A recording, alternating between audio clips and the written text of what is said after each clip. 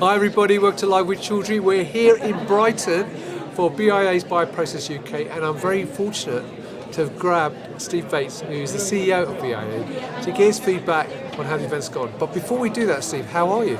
I'm very well. It's great that you're here. Thanks for coming. Well, it's lovely to meet you, my friend. Now, before we start talking about BIA though, how has the show gone so far today? I mean, your initial impressions?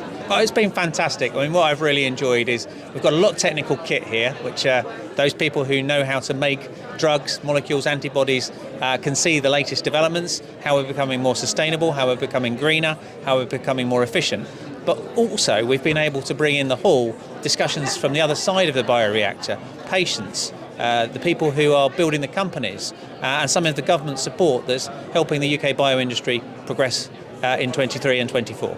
Brilliant. Now, for people not familiar with the Bio Industry Association, can you give us a quick overview of who you are and what your mission really is? Sure. Well, we're the Life Science Trade Association for the UK. We've over 590 member companies, from the big ones like AstraZeneca through to ones you haven't heard of, developing some of the therapeutics of the future.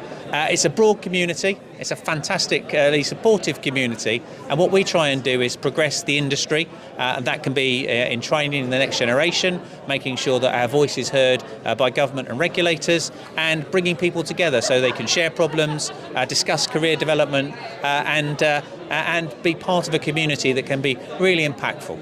Fantastic. Now, I know you're celebrating the 20th anniversary this year with the bioProcessUK event. So, again, for people who've not been here before, and this is my first time being here, unfortunately I'm only here today, why is this such an important event for you and for the industry in general? So this event started from a community event many years ago. People who were thinking about how do we make sure that as this industry develops, as these new technologies for making some of the more complex medicines, how do we get together, how do we take the knowledge that's coming out of universities in how we do these things are translated into practice. And if you think of some of the things that have happened in recent years, what's really exciting at the moment is CRISPR technology, which was Nobel Prize winning only in the last couple of years, is now we're talking about how do we make this for patients. And it's UK companies like RoslinCT that are here who are manufacturing that technology, which has been approved by the MHRA, our regulator, which now has the possibility of being in patients as a drug for sickle cell disease within 12 months. I mean, that is fantastic. That's what we're doing here. We're taking science, we're translating it, and we're understanding that as you do that, as you have a process to make these things, you need to work out how you do that better, what's the best kit to do that on, how you work with others. These are collaborative events to make new therapies, and it's brilliant to have that community growing. And it's the linkage between the academic community, the scientific community, the engineers that make it happen, the money people who get that going, the entrepreneurs, and the patients who are the recipients that makes it the magic mix I don't think you'll see in any other conference. Fantastic. Now, as I've got you here, though, and you are so ingrained within the UK biopharma industry, from your perspective as CEO, what are some of the key issues that the industry faces at the moment? I think the UK bio industry's key issues for 23-24, access to finance. If you're growing a business, you always need access to money to be able to make that go faster. We're working very hard to try and get productive capital from UK pension funds into growing sectors like life science. That's a big agenda for us. The people and the next generation and the new skills that are needed for some of these new techniques and some of the new machines you're seeing, that's really important for us. How do we develop that? And I hope you've seen the amazing picture on the wall where we're growing the picture as we go through the conference about what that looks like.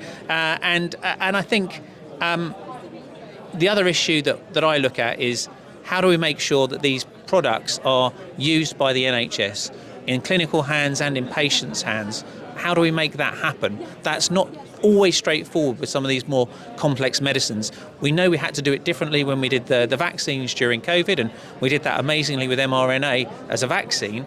The question now is how do we use those type of technologies for a broader set of disease areas, and how can we do that cost effectively, efficiently, and in volume?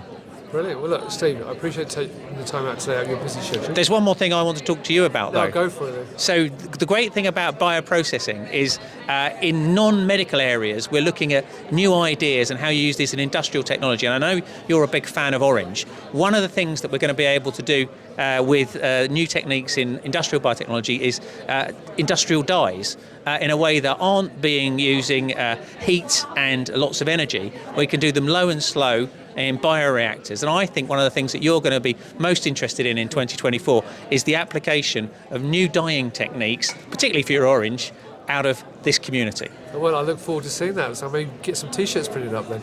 So, Steve, it's lovely to meet you genuinely. I hope you have a great dinner this evening. I know you've got your dinner, which I know a lot of people are looking forward to. It's always a key point of the event. Yeah, you're going before the action So, really yeah, happens. I'll miss it, unfortunately. And I hope you have a great day tomorrow as well. So there you go, viewers. If you're here, then obviously have a great time, and you already know what a great event it is. If you're not here, then watch some of the videos I've put up, which will have the show walkthrough and various other interviews as well. And go to the BIA website and check out their future events. They don't just do this, they do lots of other events, as I found out recently. So check that out as well. Steve, once again, thanks you for your time.